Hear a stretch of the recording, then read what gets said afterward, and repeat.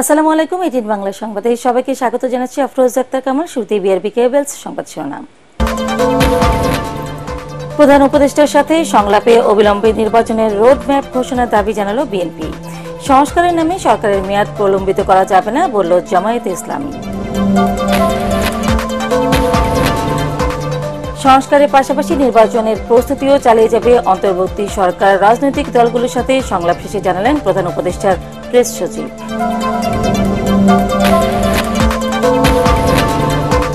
ফ্যাসিস্টদের বিরুদ্ধে ব্যবস্থা না নিয়ে সুশীলতা দেখিয়ে অন্তর্বর্তী সরকার ছাত্র জনতার রক্তের মর্যাদা নষ্ট করছে। অভিযোগ সমন্বয়কদের।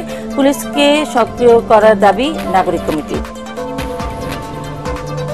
ঢাকা মহানগর গোয়েন্দা পুলিশ কার্যালয়ে থাকবে না আয়নাঘর ও ভাতের হোটেল, জানালেন ডিবি প্রধান। ভুক্তভোগীরা পাবে ন্যায় বিচার।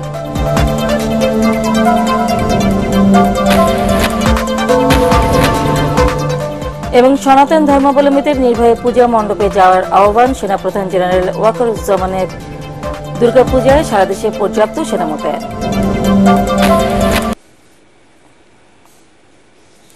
শুনছিলেন বিআরবি কেবলস সংবাদ শিরোনাম। এবার বিস্তারিত। ঐক্যমতের ভিত্তিতে নির্বাচন কমিশন গঠন করে জাতীয় নির্বাচনের রোডম্যাপ ঘোষণা করতে অন্তর্বর্তীকালীন সরকারের কাছে দাবি জানিয়েছে বিএনপি। প্রধান উপদেষ্টা ড মোহাম্মদ ইউনূসের সাথে বৈঠক শেষে দলের মহাসচিব মির্জা ফখরুল ইসলাম আলমগীর একথা জানান। এছাড়াও নিরপেক্ষ ব্যক্তিদের দিয়ে প্রশাসন পুনর্গঠন, শেখ হাসিনার বিষয়ে ভারত সরকারের সাথে আলোচনা, দুর্নীতিবাজ গণহত্যার সাথে জড়িতরা যাতে দেশ ছেড়ে যেতে না পারে সে বিষয়ে ড ইউনূস সরকারের পদক্ষেপ দাবি করেছে দলটি। এদিকে সংস্কার ও নির্বাচন নিয়ে প্রধান উপদেষ্টাকে দুটি রূপরেখা দিয়েছে জামায়াতে ইসলামী। মইনুল হাসানের রিপোর্ট। তৃতীয় দফা সংলাপে অংশ নিতে প্রধান উপদেষ্টার বাসভবন যমুনায় আসেন মির্জা ফখরুল ইসলাম আলমগীরের নেতৃত্বে বিএনপির ৬ সদস্যের প্রতিনিধি দল। আধ ঘণ্টা নির্ধারিত সময় বরাদ্দ থাকলেও ড ইউনূস বিএনপি নেতাদের বৈঠক চলে ১ ঘণ্টা ব্যাপী। যমুনা থেকে বেরিয়ে বিএনপি মহাসচিব জানান, জাতীয় নির্বাচন নিয়ে অন্তর্বর্তীকালীন সরকারের অবস্থান স্পষ্ট করার পরামর্শ দিয়েছেন তারা। প্রধান রাজনৈতিক দলসমূহ ঐক্যমতের ভিত্তিতে অনতিবিলম্বে নির্বাচন কমিশন গঠন করতে হবে। কবে নির্বাচন হবে সে আমরা একটা রোডম্যাপ দিতে বলেছি। 14, 18, 24 সালে যে সকল নির্বাচন কমিশন ছিল তার প্রধান নির্বাচন কমিশনার এবং কমিশনার সহ তাদেরকে ভুয়া নির্বাচন, ব্যর্থ নির্বাচন, পক্ষপাত দুষ্ট নির্বাচন করার অভিযোগে তাদেরকে আইনের আওতায় আনার কথা বলেছে। মির্জা ফখরুল জানান, বিতর্কিত ব্যক্তিদের সরিয়ে প্রশাসন, পুলিশ বাহিনী পুনর্গঠন, হাইকোর্টের ৩০ বিচারপতির বিরুদ্ধে ব্যবস্থা গ্রহণ, বিএনপি নেতাকর্মীদের বিরুদ্ধে আওয়ামী লীগ আমলে হওয়া মামলা প্রত্যাহারের দাবিও তুলে ধরা হয়েছে। অন্তর্বর্তী সরকারের মধ্যেও ২-১ আছেন যারা অন্তর্বর্তী সরকার এবং আপনার যে গণঅভ্যুত্থানের বিপ্লবের যে মূল স্পিরিট সেটাকে ব্যাহত করছে, তাদেরকে স্মরণের কথা বলে এসেছে। দুর্গাপূজাকে কেন্দ্র করে, সহজ উৎসবকে কেন্দ্র করে সনাতনের কিছু মানুষ, সবাই না, কিছু মানুষ তারা কিন্তু অত্যন্ত পরিকল্পিতভাবে জনগণেরকে উস্কে দিচ্ছে বাংলাদেশের বিরুদ্ধে এবং তারা অপপ্রচার চালাচ্ছে। তার বিরুদ্ধে প্রয়োজনীয় ব্যবস্থা গ্রহণ করার জন্য আমরা বলেছি। এছাড়াও বৈঠকে দুর্নীতিবাজ, গণহত্যার সাথে জড়িতদের দেশ ত্যাগ, পার্শ্ববর্তী দেশে বসে শেখ হাসিনার ষড়যন্ত্র বন্ধে ড ইউনূস সরকারের হস্তক্ষেপ চেয়েছে বিএনপি। শেখ হাসিনা তার মাধ্যমে যে সমস্ত ক্যাম্পেইন চলছে, প্রচারণা চলছে, ভারতীয় সরকারের সঙ্গে আলোচনা করার জন্য এবং তাকে ওই অবস্থা থেকে সরিয়ে দেওয়ার জন্য আমরা সরকারকে অনুরোধ করেছি। পরে জামাত ইসলামী নেতারা প্রধান উপদেষ্টার সাথে বৈঠক করেন। আলোচনা শেষে দলের আমির ডাক্তার শফিকুর রহমান জানান, সংস্কার ও জাতীয় নির্বাচন এ দুটি বিষয়ে অন্তর্বর্তীকালীন সরকারের কাছে দলের অবস্থান তুলে ধরা হয়েছে। সংস্কারের জন্য সরকারকে আমরা যৌক্তিক সময় দিতে চাই। আমরা দুটো রোডম্যাপ চেয়েছি। একটা রোডম্যাপ হবে সংস্কারের, আর একটা রোডম্যাপ হবে নির্বাচনের। সংস্কারটা সফল হলেই নির্বাচনটা সফল হবে। এই জন্য দুটি বিষয়ের উপরে আমরা গুরুত্ব দিয়েছি এবং তাদের সাথে আমাদের আরও ডায়ালগ হবে। আর খুব অচিরেই এই বিষয়টা তারাও প্রকাশ করবেন, আমরাও প্রকাশ করব। পর্যায়ক্রমে আরো কয়েকটি দলের সাথে প্রধান উপদেষ্টার বৈঠক হওয়ার কথা রয়েছে। মইনুল হাসান, এটিএন বাংলা, ঢাকা। এদিকে পর্যায়ক্রমে অন্যান্য রাজনৈতিক দলের সাথে সংলাপ করেছেন প্রধান উপদেষ্টা ডক্টর মোহাম্মদ ইউনূস।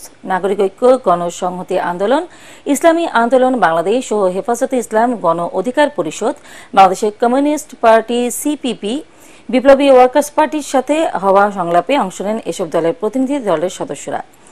এ সময় নাগরিক ঐক্যের সভাপতি মাহমুদুর রহমান মান্না বলেন, সরকার ও রাজনৈতিক দলগুলোর মধ্যে যাতে দূরত্ব তৈরি না হয় সেদিকে নজর রাখতে হবে। ফ্যাসিস্টদের নির্বাচনে অংশ নিতে না দেওয়ার প্রস্তাব করেছেন ইসলামী আন্দোলন বাংলাদেশের আমির মুফতি সৈয়দ রেজাউল করিম। দলের নেতাকর্মীদের বিরুদ্ধে দায়ের করা সব মামলা নির্বাহী আদেশে প্রত্যাহারের অনুরোধ জানিয়েছে হেফাজতে ইসলাম।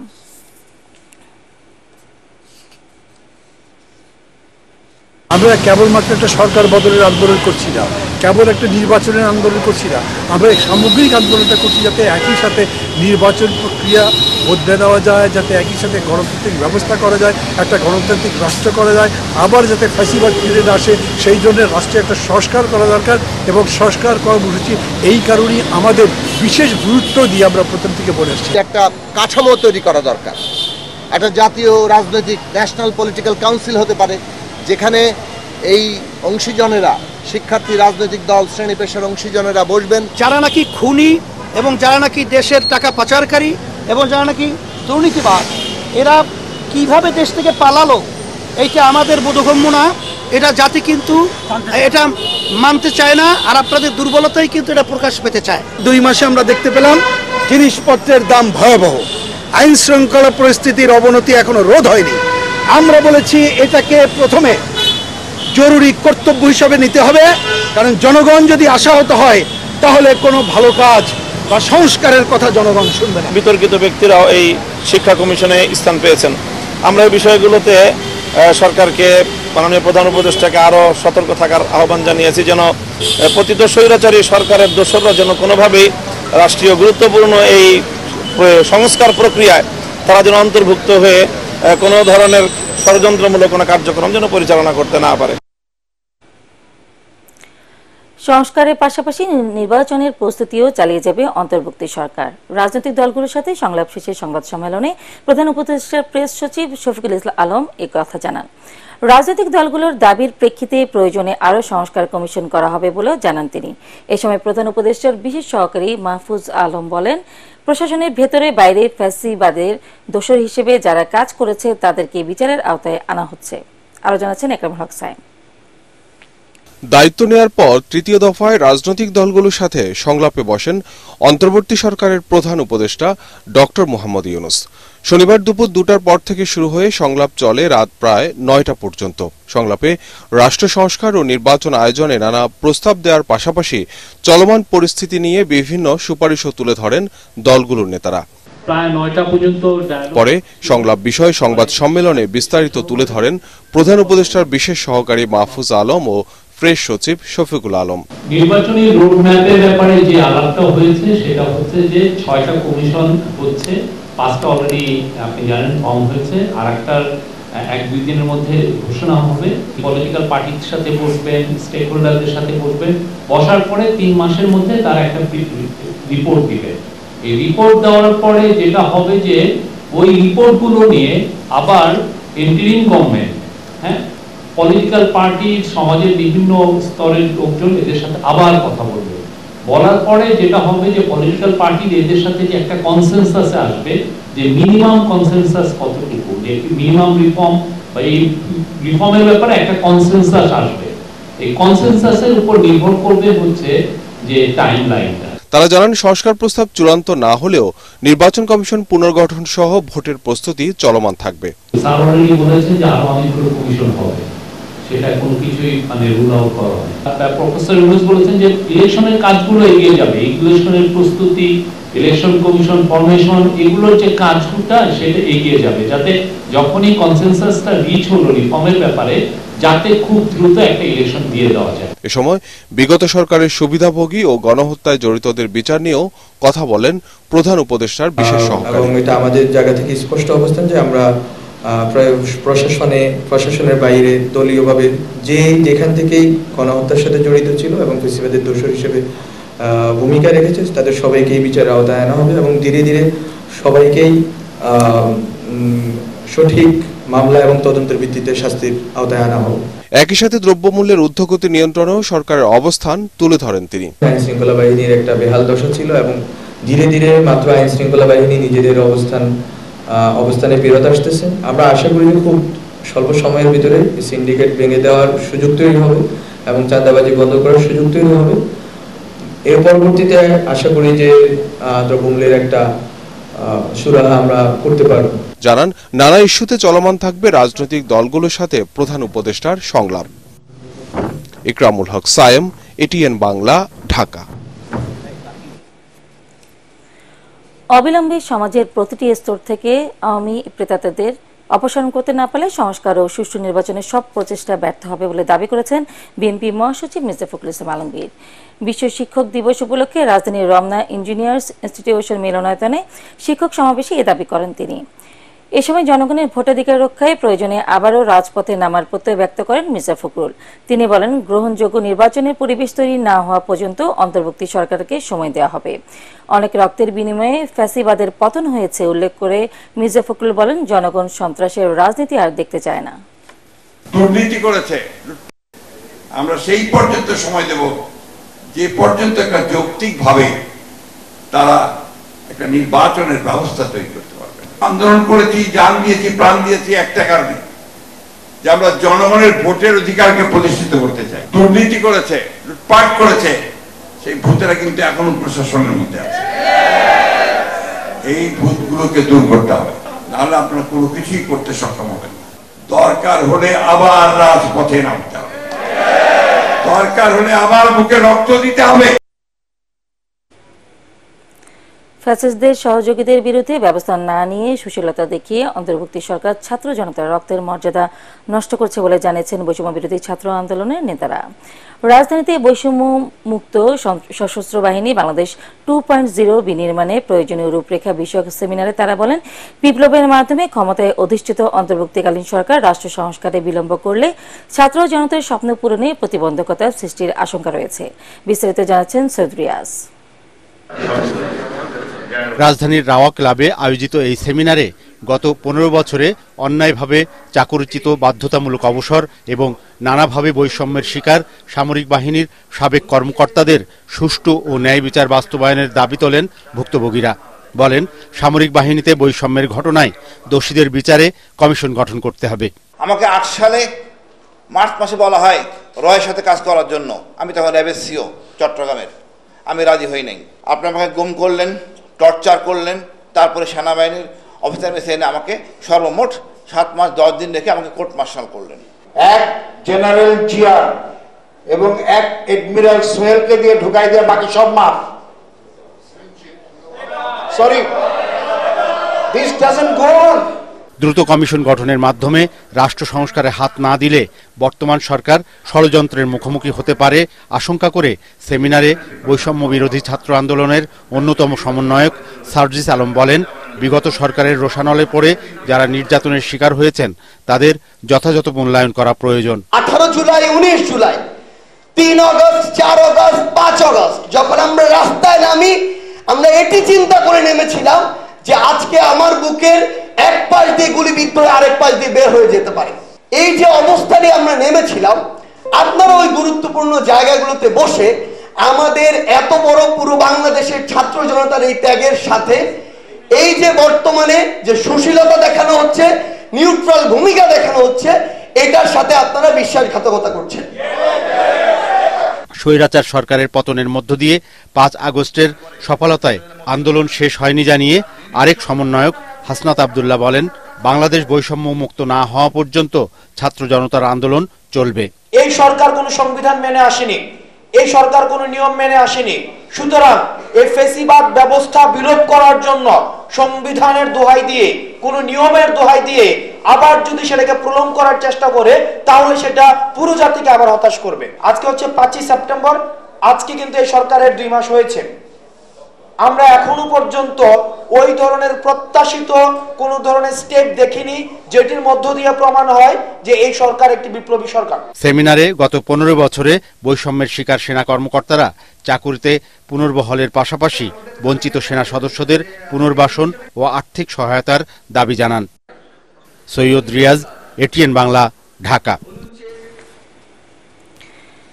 পুলিশ বাহিনীকে সক্রিয় করে সেনাবাহিনীকে দ্রুত ব্যারাকে ফিরিয়ে নেওয়ার দাবি জানিয়েছে জাতীয় নাগরিক কমিটি। শাহবাগের সমাবেশে তারা বলেন, পোশাক কারখানা সহ দেশের সার্বিক নিরাপত্তা নিশ্চিতে পুলিশকে কার্যকর করতে হবে। সেই সঙ্গে দেশের স্বার্থে দিল্লির সঙ্গে নতুন যেন না হতে সরকারকে তাগিদ দেয় নাগরিক কমিটি। রিপোর্ট করছেন আদিন সজীব। জুলাই বিপ্লবে ছাত্র জনতাকে নির্বিচারে হত্যার ঘটনায় আন্তর্জাতিক অপরাধ ট্রাইব্যুনাল হলেও বিচার প্রক্রিয়ার মন্থর গতিতে চিন্তিত শহীদ পরিবারের সদস্যরা। মামলা করছি আমি 28 জনের নামে।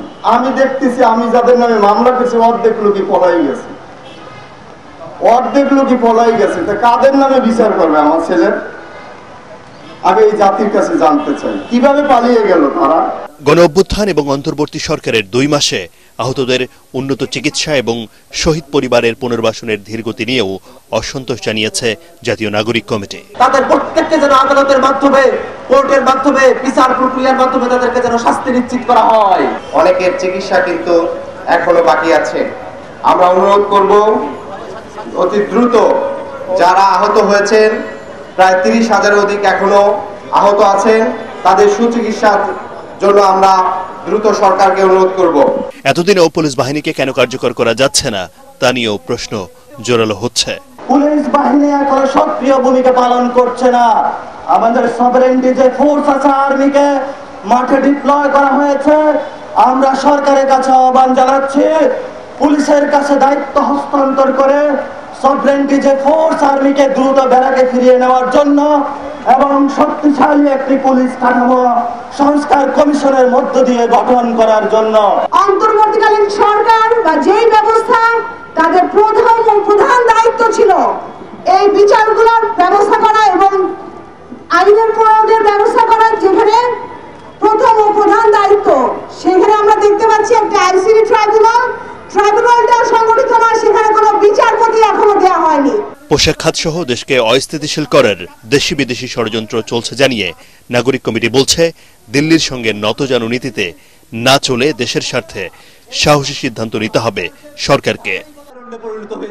আদিন সজীব, এটিএন বাংলা, ঢাকা। বিগত সরকারের সাবেক এমপি ও মন্ত্রীদের ধরতে সাংবাদিকদের সহযোগিতা প্রয়োজন বলে মন্তব্য করেছেন স্বরাষ্ট্র উপদেষ্টা অবসরপ্রাপ্ত লেফটেন্যান্ট জেনারেল জাহাঙ্গীর আলম চৌধুরী। এ মন্তব্য করে সাংবাদিকদের অনুসন্ধানী প্রতিবেদনের মাধ্যমে আইন শৃঙ্খলা বাহিনীকে সহযোগিতা করার আহ্বান জানান তিনি। বিকেলে রাজধানীর APBN স্কুল অ্যান্ড কলেজে আন্দোলনে নিহত মীর মুগ্ধের স্মরণ সভায় অংশ নিয়ে তিনি কথা বলেন। এ সময় উপদেষ্টা জানান, সাংবাদিকদের প্রয়োজনে মন্ত্রণালয়ের পক্ষ থেকে সব ধরনের সহযোগিতা করা হবে। সরকার পতনের পরের 3 দিন সরকারের শীর্ষস্থানীয় অনেকে সীমান্ত দিয়ে পালিয়ে গেলেও এখন সীমান্তে নিরাপত্তা ব্যবস্থা কঠোর করা হয়েছে বলেও জানান স্বরাষ্ট্র উপদেষ্টা। বর্ডারে নিরাপত্তা ব্যবস্থা জোরদার করা হচ্ছে, বা যারা পালিয়ে গেছে তারা হলো 5, 6, 7 এই 3 দিনেই সবচেয়ে বেশি পালিয়ে গেছে।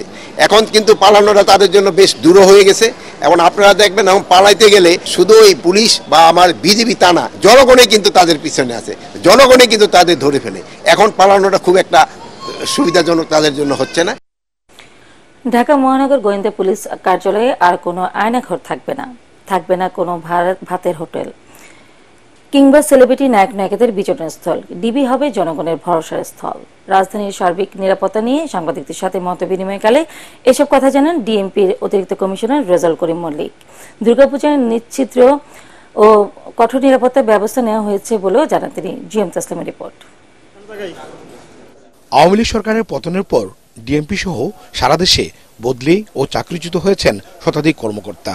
এসব পদে দায়িত্ব দেওয়া হয় নতুনদের।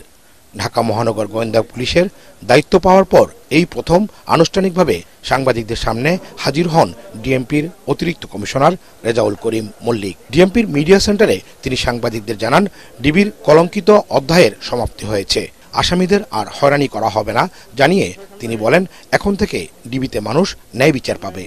আমি স্পষ্টভাবে বলতে চাই, ঢাকা মহানগর গোয়েন্দা অফিসে আর কোনো আয়নাঘর থাকবে না। ডিবির কলঙ্কিত অধ্যায় শেষ করে সেটিকে পবিত্র করা হবে, যেখানে মানুষ ন্যায় বিচার পাবে। এখানে কোনো নায়ক নায়িকা বা সেলিব্রিটিদের সময় কাটানোর জায়গা হবে না, থাকবে না কোনো ভাতের হোটেল। আসামি যেই হোক না কেন, সেই ন্যায় বিচার পাবে। গ্রেপ্তারকৃত আসামিদেরও নির্যাতন করা হবে না। ডিবির কোনো কর্মকর্তা অপরাধ করলে তাদের কাউকেই ছাড় দেওয়া হবে না বলে হুঁশিয়ার করেন মহানগর গোয়েন্দা প্রধান। আমিও আইনের ঊর্ধ্বে নই। আমি আপনাদের নিশ্চয়তা দিচ্ছি, ডিবির কোনো সদস্য যদি কোনো ধরনের অনৈতিক ও অপেশাদার কর্মকাণ্ডের সাথে যুক্ত হন, তাদেরকেও বিন্দুমাত্র ছাড় দেওয়া হবে না। যে পুলিশ কর্মকর্তাই অপরাধের সাথে যুক্ত থাকবে, আমরা তাদেরকে আইনের আওতায় অবশ্যই আনব। এজাহারভুক্ত আসামি ছাড়া আর কাউকেই গ্রেপ্তার করা হচ্ছে না জানিয়ে মহানগর গোয়েন্দা প্রধান জানান, প্রতিটি কাজ স্বচ্ছতার সাথেই পালন করছে বর্তমান DB. G M Taslim, ATN Bangla, Dhaka. সনাতন ধর্মাবলম্বীদের নির্ভয়ে পূজা মণ্ডপে যাওয়ার আহ্বান জানিয়েছেন সেনাবাহিনীর প্রধান জেনারেল ওয়াকারুজ্জামান। বলেন, সারা দেশে পর্যাপ্ত সেনা মোতায়েন করা হয়েছে। বিকেলে ঢাকেশ্বরী জাতীয় মন্দির পরিদর্শনে গিয়ে এসব কথা বলেন তিনি।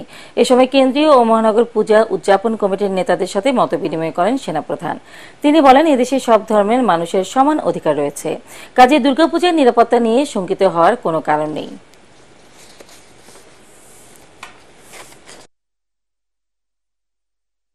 দেশে সবার অধিকার আছে, সম অধিকার আছে, সবাই যার যার ধর্ম শেষে পালন করবে। সেজন্য যা কিছু করতে হয় সেটা আমরা করব। আমরা যে এখন মাঠে আছি, আপনারা নির্ভয়ে আপনাদের পূজা মণ্ডপে যাবেন। আপনাদের কোথাও ভয় পাওয়ার কোনো কারণ নাই। আমি সারা বাংলাদেশে বিভিন্ন জায়গায় আমার সেনাবাহিনী ডিপ্লয় করা হয়েছে, আমি বিশেষভাবে বলে দিয়েছি। সাবেক সংসদ সদস্য ও প্রধানমন্ত্রীর কার্যালয়ের সাবেক মুখ্য সচিব আবুল কালাম আজাদকে গ্রেফতার করা হয়েছে। শনিবার সন্ধ্যায় রাজধানীর ধানমন্ডি থেকে তাকে গ্রেফতার করে ঢাকা মহানগর গোয়েন্দা পুলিশ ডিবি। ঢাকা মহানগর পুলিশের অতিরিক্ত কমিশনার রেজাল করিম মল্লিক জানান, সুনির্দিষ্ট অভিযোগের ভিত্তিতে আবুল কালাম আজাদকে গ্রেফতার করা হয়েছে। রোববার তাকে আদালতে হাজির করা হবে। গত সংসদ নির্বাচনে আওয়ামী লীগের মনোনয়নে জামালপুর 5 আসন থেকে সংসদ সদস্য নির্বাচিত হয়েছিলেন আবুল কালাম আজাদ। 31 মের মধ্যে মালয়েশিয়া যেতে না পারা প্রায় 18,000 কর্মী মালয়েশিয়া যাওয়ার সুযোগ পাবে বলে জানিয়েছে উপদেষ্টা আসিফ নজরুল। দুপুরে প্রবাসী কল্যাণ মন্ত্রণালয়ের ওয়েজ আর্নার্স কল্যাণ বোর্ড ও মালয়েশিয়ান শ্রম মন্ত্রণালয়ের অধীন সোশ্যাল সিকিউরিটি অর্গানাইজেশনের মধ্যে চুক্তির স্বাক্ষর অনুষ্ঠানে একথা বলেন তিনি। এ সময় বিমানবন্দরে মধ্যপ্রাচ্যের প্রবাসীরা আলাদা লাউঞ্জ সুবিধা পাবে বলে জানান উপদেষ্টা আসিফ নজরুল। ডক্টর আনোয়ার ইব্রাহিম ঘোষণা করেছেন যে 18,000 বাংলাদেশিকে ওনারা মালয়েশিয়াতে যাওয়ার সুযোগ দিচ্ছেন। সমস্ত কিছু ঠিক হয়ে গেছে, ওনাদের ভিসা হয়েছে, ওনারা কাজ করার সুযোগ পেয়েছেন, কাজ করার চুক্তি সব কিছু হয়ে গেছে, ওনাদের ভিসা হয়ে গেছে। কিন্তু মালয়েশিয়ান গভর্নমেন্টের একটা কাট অফ ডেট ছিল 31 মে 2024-এর মধ্যে প্রবেশ করতে হবে। নানান ধরনের জটিলতার কারণে 17,000+ ওয়ার্কার ওনারা মালয়েশিয়াতে যেতে পারেন নাই। শেষ করার আগে বিআরবি কেবলস সংবাদ শিরোনাম আর একবার। প্রধান উপদেষ্টার সাথে সংলাপে অবিলম্বে নির্বাচনের রোডম্যাপ ঘোষণার দাবি জানালো বিএনপি। সংস্কারের নামে সরকারের মেয়াদ প্রলম্বিত করা যাবে না বলল জামায়াত ইসলামী। সংস্কারের পাশাপাশি নির্বাচনের প্রস্তুতিও চালিয়ে যাবে অন্তর্বর্তী সরকার। রাজনৈতিক দলগুলোর সাথে সংলাপ শেষে জানালেন প্রধান উপদেষ্টার প্রেস সচিব।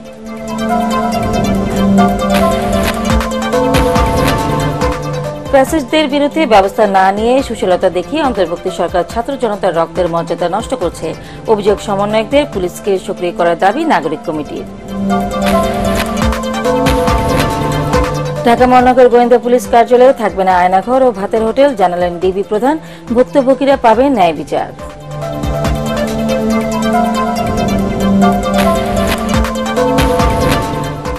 এবং সনাতন ধর্মাবলম্বীদের নির্ভয়ে পূজা মণ্ডপে যাওয়ার আহ্বান সেনা প্রধান জেনারেল ওয়াকারুজ্জামানের। দুর্গাপূজায় সারা দেশে পর্যাপ্ত সেনা মোতায়েন। পরবর্তী সংবাদ দেখার আমন্ত্রণ জানিয়ে এখনকার মতো শেষ করছি। এটিএন বাংলার সংবাদ ইউটিউবে দেখতে ব্রাউজ করুন YouTube/ATN Bangla News। ধন্যবাদ সবাই।